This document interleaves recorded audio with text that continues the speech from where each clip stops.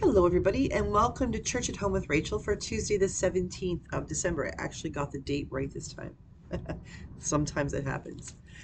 Today, I'd like to talk to you about a devotion from Bear Grylls' Soul Fuel, and it's called Turning on the Lights.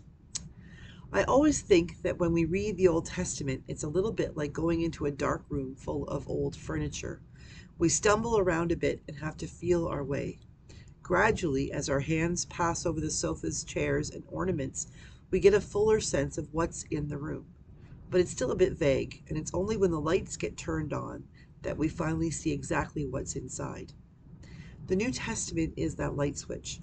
Jesus reveals the Old Testament in ways we cannot understand when reading it by itself.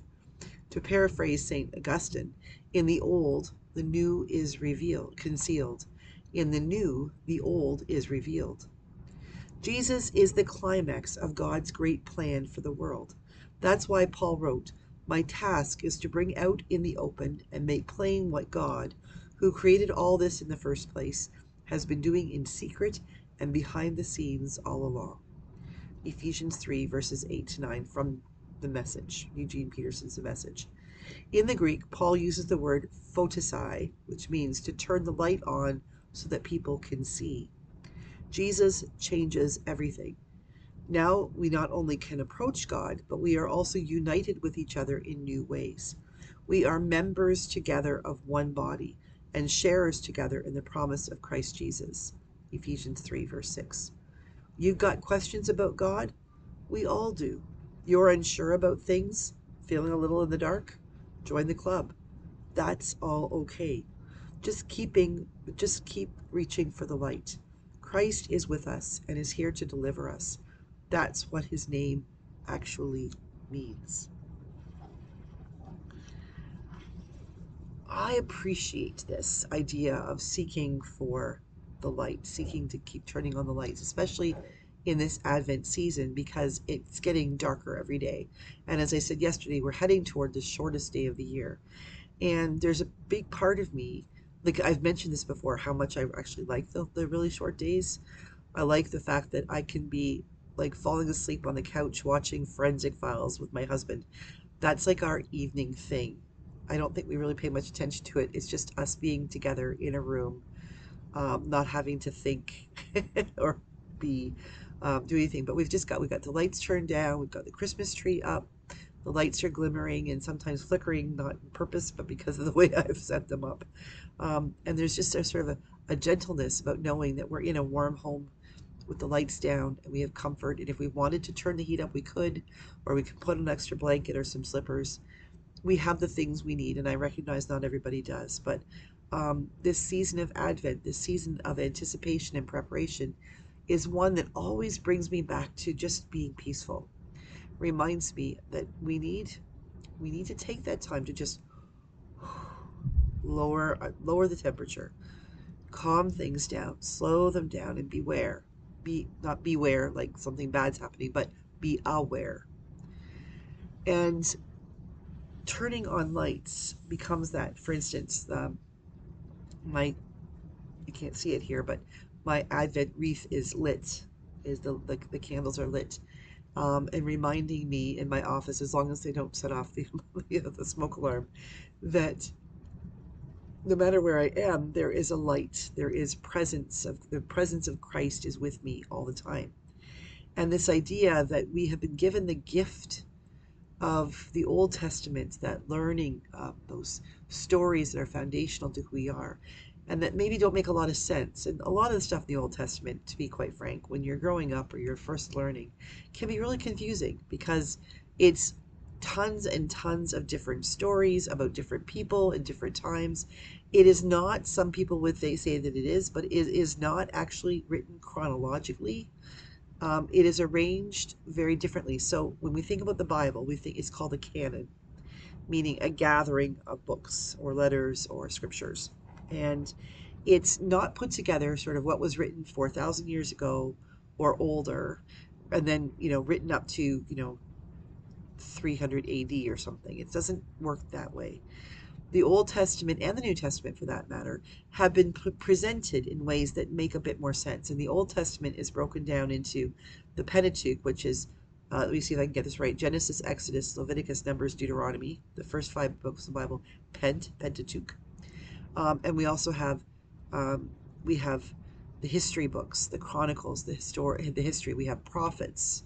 We have the Psalms and the Proverbs. We have these different things that tend to be lumped together. The Psalms and Proverbs are together. We have, I don't have a Bible handy. I should. I should always have a Bible handy.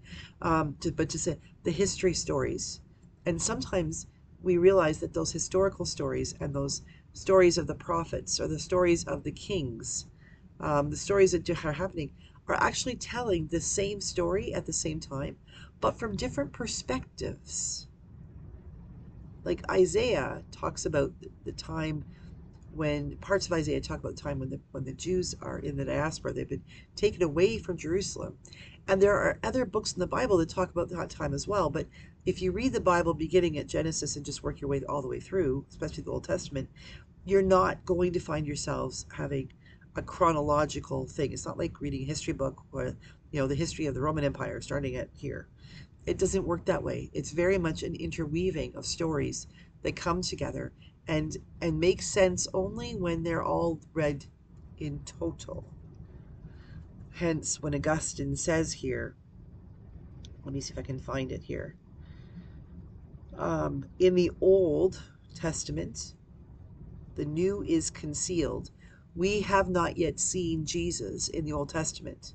They're hints, all those passages from Isaiah and things like that, talking about there will be one who will come.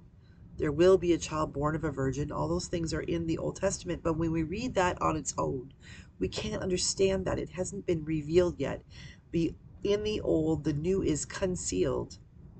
In the new, the old is revealed. So when we go on and read the New Testament and learn about Jesus and learn about these things, and often read Old Testament words in the New Testament, the Gospels do it a lot, bringing forward the passages from Isaiah, things like that into the New Testament, then we start to say, oh yeah, I get it now.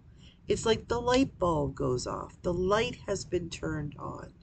We're no longer, as Bear Grylls says, stumbling around feeling for the furniture in the Old Testament. The light of the New Testament shines understanding on the Old Testament, but we need both. The New Testament doesn't make sense if we don't have the Old. The Old Testament doesn't make sense until we have the New. And it's that shining of the light. Like, for instance, have you ever seen a child say, "You can't see me," because they can't see you? They close their eyes, they cover their eyes, like, "You can't see me." Yes, you can. They just don't understand the concept that because they can't see you, you can still see them. They haven't grown to understand how this works. Well, when we look at the Old Testament, the New Testament, we have to be willing to open our eyes because the light can be shining.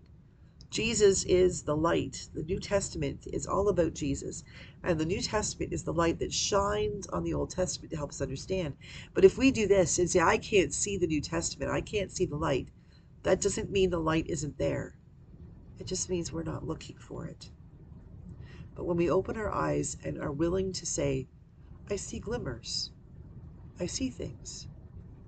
Wait a minute, there's light. Then we can grow into that place where we can begin to understand. And that's not just for scripture. It's our history, it's our politics, it's our lives, it's our relationships. How many of us, when they hit their 50s, can look back and say, oh, dear God, what did I do when I was a teenager? I can't believe I said that to that person that I really cared about.